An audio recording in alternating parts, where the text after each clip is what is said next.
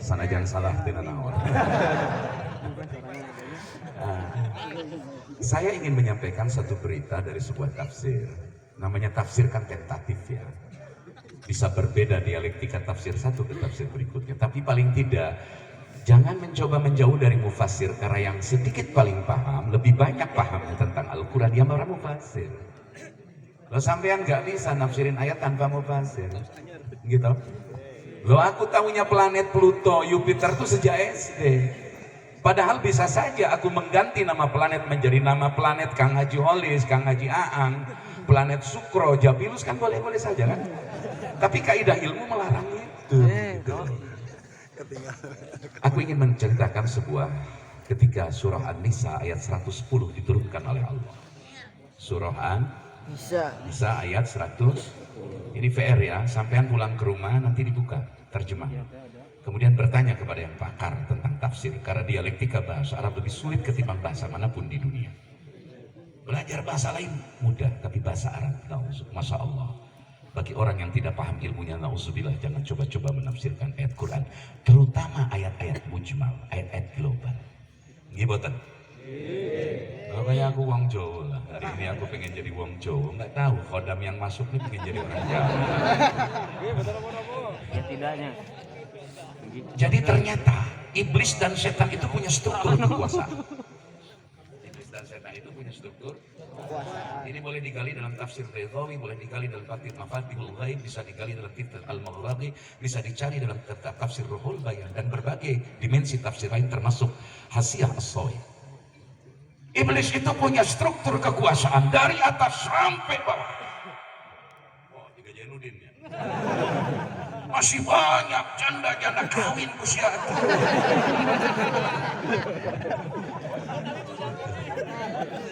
Ternyata iblis itu punya struktur kekuasaan. Ada presidennya, jangan main-main. Ada sekjennya, ada Menko Polkamnya, ada penglimanya.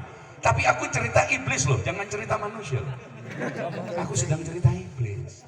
Satu ketika iblis teriak dengan kencang sekencang-kencang. Maka datanglah syaitan, anak buah daripada iblis. Tapi sebelumnya saya ingin baca bersama-sama. Bismillahirrahmanirrahim. Bismillahirrahmanirrahim. Syaitan adalah segala bentuk keburukan, kejahatan yang terselubung, terstruktur, namanya syaitan.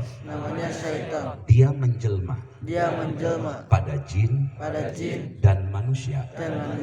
Iblis adalah segala bentuk penentangan terhadap kebenaran yang terang-terangan, namanya iblis. Di tafsir yang penting dikuasai sebagai standar baku. Jadi ulah tiba-tiba iblis, setan adalah jurik. Karena jurik adanya di tempat gelap, maka di tempat terang tidak pernah ada syaitan. Di kantor-kantor apapun tidak ada syaitan, kan bahaya. Padahal setan itu dua dimensi, bisa pada manusia, bisa pada makhluk bernama jin. Alladzi khalaqal mauta wal hayatad dunya. Kehidupan dunia ini gak bisa pisah dari yang namanya syaitan dan iblis. Sebenci apapun kita kepada setan, kita mesti bertetangga dengan setan. Cobalah berdamai dengan setan. Saya menawarkan fakta integritas berdamai dengan setan. Dan ini teori baru yang perlu kita telusuri bersama-sama. Kenapa mesti berdamai? Karena setan nggak bisa kita bunuh. Walaupun kita benci ke setan, baca Quran. A'udzubillahi minasyaiton, menang gitu. Normal aja baca. Karena setan memang ada fakta. Segala bentuk kejahatan terselubung, nyuri duit pelan-pelan, nggak tahu yang punya, itu setan. Anda tidak sholat umpet-umpetan, Anda melakukan kejahatan secara terselubung dan tersembunyi, maka Anda sudah menjadi setan. Anda nyuri duit rakyat dengan memalsukan nomenklaturmu, maka engkau sudah menjadi setan. Itu definisi setan. Ojo dume wong setan di tempat gelap terus. Adapun setan di tempat gelap kadang-kadang cekikikan, kadang-kadang ada seperti kuntilanak dan lain, itu bentuk makhluk jin. Kalau ketemu setan bentuk jin cukup Anda baca ayat kursi. Selesai. Atau Anda bawa fotonya Haji A. Kalau ketemu kunti bawa foto Haji A. Insya Allah kata kunti ganteng. Gitu. Tapi setan bentuk manusia yang tukang sembunyi-sembunyi maling duit rakyat, sembunyi-sembunyi berbuat kejahatan, sembunyi-sembunyi menggerogoti gerakan dakwahmu di Bikar Subuhan, maka dia sesungguhnya sudah menjadi syaitan. Maka bila bertemu dan berjumpa dengan manusia macam ini, peganglah dadanya dan bacalah ayat kursi, maka dia akan ngomong, kau anggap aku setan? Memang itu loh, itu tafsir setan. Jadi mesti luas pemaknaannya. Yang kedua iblis itu di motor pasti ada, di mobil pasti ada iblis, di mesin-mesin diesel, di mesin bensin, mesin apapun, setiap mesin pasti punya iblis. Iblis itu ablasa, yublisu, mublisun, ablas. Setiap ada selang tanpa penghadang namanya ablas. Jadi iblis itu penentangan kepada Allah terang-terangan, geus teu susulumputan, ngaranna iblis. Terang-terangan. Sudah tidak malu-malu merampok kekayaan rakyat, merampok akidah umat, menghajar stigma umat Islam dengan stigma teroris, menghantam kekuatan-kekuatan yang sesungguhnya berbuat kebuatan itu adalah untuk menegakkan merah putih dan NKRI, tapi dituduh teroris, dituduh anu, maka yang menuduh terang-terangan dia sesungguhnya sudah menjadi iblis di negeri ini. Itu iblis, karena iblis kan kita tahu terminologi Quran. Ketika disuruh memberikan penghormatan sujud kepada Adam alaihi, tapi jangan dibayangkan sujud seperti sholat. Kalau bahasa Jepangnya rei, inkhira'i, artinya memberikan penghargaan kepada Adam dengan cara membungkuk, bukan seperti sholat sujud dina komo, sujud piking, sujud di kersubuhan. Karena menang gol sujud wudu henteu yang hadap ka kiblat henteu. Nah, itu sujud mazhab WHO. Seperti orang sholat maid menghadap ambulan, itu mazhab baru, dan saya menarik melihat mazhab WHO ini lagi laku sekarang. Yang pakai masker sholat itu mazhab WHO itu bikinnya. Sudah keluar dari mazhab 4 dan dia sekarang lagi kuat, tapi besok lusa dia akan dipermalukan oleh Tuhan. Amin ya Rabbal. Amin. Nah, kita nggak usah ngelawan keras-keras, ya santai-santai saja. Ada corona, pakailah, cucilah tangan, bagus. Ya jawab saja bagus. Nganggo masker, mangga. Ini saja. Wah, mana aku mau wing. Jadi itulah yang saya maksud berdamai gitu loh. Anda tidak, nanti kalau saya cerita tahun ke-5 Hijriah, tahun ke-5 dan ke-6 Hijriah ada apa, Rasul di Hudaybiyah dihadang dan masuk ke Mekah, kemudian tahun ke-6 Hijriah Rasul masuk ke Mekah pun dipukuli sahabat, tapi Rasul tidak boleh memilih dua, kata Allah, kau mau melawan Muhammad atau kau mengalah? Rasul memilih mengalah karena kekuatan belum kuat, konsolidasi umat belum selesai gitu. Wes kita cerita iblis. Jadi iblis teriak kencang. Singkat cerita, datang ke istana negara iblis. Sampean kok pikirannya aneh. Wong aku cerita tentang istana setan iblis kok sampean ketawa-ketawa. Datang itu setan di seluruh negeri, datang iblis, anak buahnya datang menghadap, langsung hadap, siap. Mereka bertanya, wahai Tuan Raja, my lord. Kan sekarang lagi musim lord nih. Lagi musim tuan yang dipertuan agung, tuan segala menteri dan segala pengetahuan, segala kekuasaan di tangan sang tuan yang maha agung, Lord Huut. Huut itu kan bekas tadi kalau dimasukin ke mesin gitu, di healer Huut gitu loh. Hati-hati, Huut yang saya maksud di healer gitu loh. Insya Allah. Mereka bertanya kepada rajanya, Tuan Raja, what's something wrong? Ada apa? Mahadi syarhatu allati abjatna, itu bahasa Arabnya. Gerangan apa yang membuat engkau teriak kencang sehingga mengundang kami untuk segera datang? Karena aku khawatir ada sesuatu yang menimpa engkau, wahai Tuan yang mulia, raja di raja, yang pengen 3 periode. Di sana. Oh, aku cerita di sana. Di sana. lisan sumbu pendek. Tapi sewaktu-waktu kita perlu sumbu pendek. Yang penting diasuh sama sumbu panjang gitu loh. Wes, kita lanjut ya. Barang ditaruh, ada apa sebenarnya yang membuat engkau teriak kencang mengagetkan kami semua Tuan Raja, my lord? Dia jawab, aku ini pusing, ruwet. Kata Raja Iblis, aku ini pusing 7 keliling memikirkan sesuatu perkara yang besar yang akan diberikan Tuhan kepada umat Muhammad. Apa Tuan Raja? Ya umat Muhammad bahaya kenapa? Allah telah menurunkan surah An-Nisa ayat 110 yang isinya mafhumnya sebesar-besarnya dosa umat Muhammad, dia pernah berzina, dia pernah membunuh, dia pernah mencuri, dia pernah meninggalkan sholat setahun 2 tahun, dia pernah berbuat tidak baik kepada orang tuanya, dia pernah menipu, dia pernah mencaci, dia pernah korupsi. Tetapi kalau mereka kembali kepada Tuhannya, ar-ruju' ilallah, maka ampunan Tuhan bagi umat Muhammad tidak berbatas dan tidak dihalangi oleh apapun. Subhanallah. Iblis pusing. Kata Iblis, aku tuh kepengen ya umat Muhammad tuh perek, masjid tutup semua. Aku tuh kepengen umat Muhammad tuh tidak tobat-tobat. Aku tuh kepengennya umat Muhammad berantem terus akur-akur. Tidak boleh simpara saya aku terus. Kecebong jeng kampret tetah gelut. Kahoyong Raja. Awas kahoyong Raja Iblis. Raja Iblis yang minta loh. Aku kepengen Jumatan ini dibuat 2 shift saja biar kacau. Ya kalau itu masukan dari aku, bukan di tafsirnya itu. Aku kepengen, kata Raja Iblis, umat Muhammad ini tersesat, tidak pernah mau bertaubat, tidak pernah mau kembali kepada kebenaran. Bikin umat Muhammad kacau balau. Akhirnya anak buah Raja Iblis semua bertanya, Tuhan dengan cara apa Tuhan?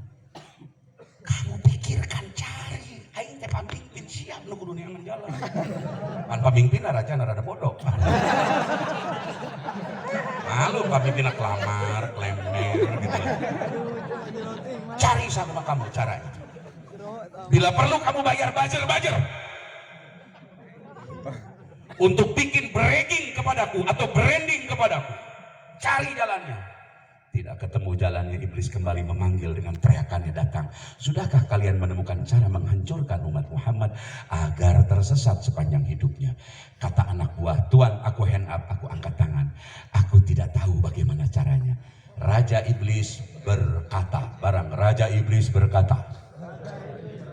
untuk menyesatkan umat Muhammad sepanjang hidupnya adalah uzayyinu lahumu al-bid'ata wa yattakhidunaha dinan hiasi umat Muhammad dengan mengerjakan bid'ah dan mereka menjadikan bid'ah sebagai agama. Kaget kan? Dengan bid'ah kaget kan? Ya kita ini sedang berbid'ah. Bid'ah yang nikmat. Kenapa setan berani, Raja Iblis berani mengatakan celakanya umat Muhammad kalau mengerjakan bid'ah dan bid'ah itu dianggap agama. Barang bid'ah terbagi dua. Menurut ijma ulama. Imam Saiful Sultan Saizuddin Abdissalam dalam kitabnya Waidul Ahkam atau Syekh Abdul Wahhab Asy'arani hatta Syekhul Islam Ibnu Taimiyah membagi bid'ah menjadi dua. Pertama bid'ah secara syar'i yang melanggar patokan syarat. Isinya dua. Satu wilayah akidah, dua wilayah ibadah. Ini yang jadi program Raja Iblis. Bid'ah ibadah, bid'ah akidah. Bagaimana bid'ah ibadah? Woi, saya lagi sehat, begadang, subuh pun tidak kesiangan. Aing mah sholat subuh rek 4 rakaat. Itu bidang ibadah. Anda memperbarui, mengada-adakan sesuatu yang tidak ada, tapi pada wilayah ibadah perspektifnya. Baca Quran ngangge langgeng Jawa. Baca Quran, sholawatan dalam gereja. Nah itu bidang ibadah itu. Bidang ibadah itu, jangan main-main itu.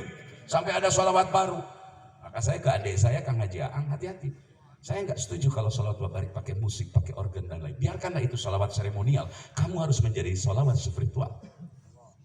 Seremonial boleh, pakai musik, pakai anu boleh. Tapi sampean saya bilang mesti jadi sholawat spiritual. Sholawat spiritual tanpa nada, tanpa musik. Biarkanlah jantungmu yang berdetak. Biarkanlah irama ritme ruhanimu yang menggerakkannya. Amin ya Rabbal. Yang bahaya itu kalau sudah sholawat bid'ah. Masa ada sholawat sallallahu ala NKRI, sallallahu ala Cewiwi.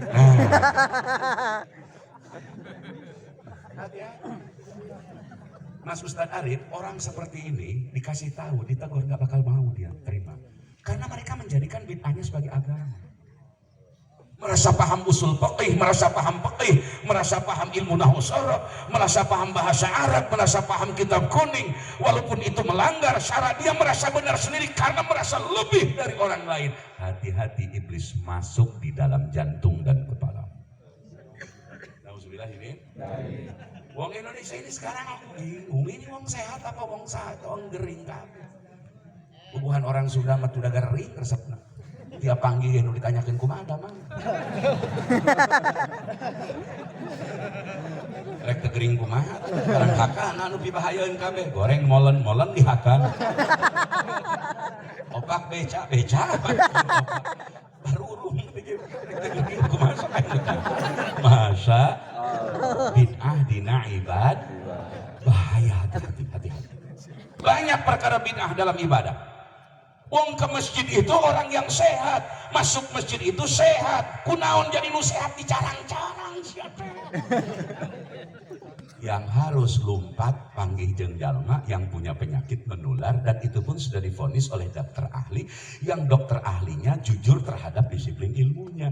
Kalau hari ini nyuwun sewu, aku sudah tidak begitu percaya atas keputusan para ahli, sepanjang ahli dikendalikan oleh para globalis di dunia ini. Betul.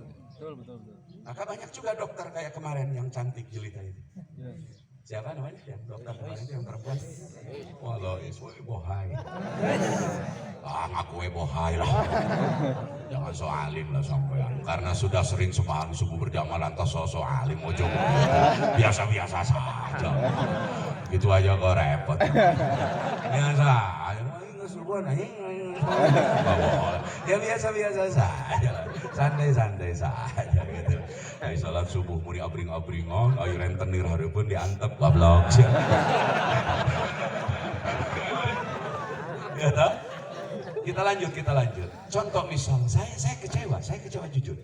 Ketika mohon maaf ada organisasi yang menampung para ulama, saya menyebutnya Manchester Kiai Indonesia misalkan gitu. Rek Jumatan pidato ya Kiai atau tokoh. Para hadirin, sebab sekarang musim pandemi, maka jagalah jarak. Cucilah tangan. Pakailah masker. Saya bilang ini Kiai apa petugas puskesmas? Loh ini ada apa Indonesia gitu?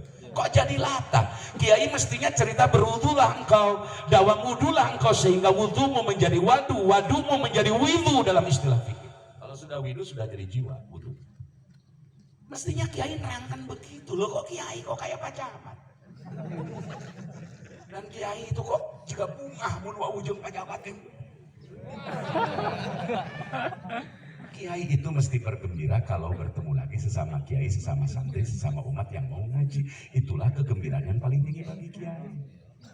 Saya masih ingat guru saya masih ada. Di antara 7 guru utama saya, ada guru saya yang masih hidup sekitar 4 orang, yang puasa setiap harinya itu berbuka dengan hanya yang dia tanam. Abu Yambah Munfasir 57 tahun hanya memakan apa yang dia tanam, dan santrinya pun tidak boleh membawa bekal kecuali memakan apa yang dia tanam. Geus moal kataikan ku urangnya. Urang mah jarajan seblak. Ya jangankan sampean, Dewan Suronya aja kok makan bakso, laksana lagi. Lah iya, sakieu merada lumayan teh aredan gitu. Biasa-biasa saja gitu loh. Gitu. Tos. Jadi bid'ah ibadah ini sudah banyak sekarang ini di mana-mana. Persoalan bid'ah ibadah digeuingan teh asa benar sorangan. Asa benar. Tapi ke organisasi Islam yang cabang Yahudi. Nauzubillah min. Nanti saya bikin organisasi Islam cabang lucu. Saya ini garis Islam lucu. Kemarin ditanya oleh seorang bintang 2 di Mabes Polri, Kiai aktif di FPI? Enggak. Pengurus? Bukan. Ansor? Bukan. Bangsa? Bukan. Muhammadiyah? Bukan. FPI? Bukan. Persis? Bukan. NU? Bukan. Jadi Kiai apa? Yang bukan. Pak. Saya lebih memilih menjadi orang yang bukan. Karena aku yang paling tahu tentang diriku dan Tuhan yang paling mengetahui diriku. Maka biarkanlah aku berselancar dalam dunia yang tidak ketentuan-ketentuan mengikat diriku. Biarlah aku menemukan formula keterikatanku diriku dengan Sang Khalik. Aku tidak mau terikat dengan ketentuan-ketentuan apapun kecuali kebenaran mutlak Sang Tuhan dan Sang Nabi yang diutusnya. Amin Allahumma ya rabbal.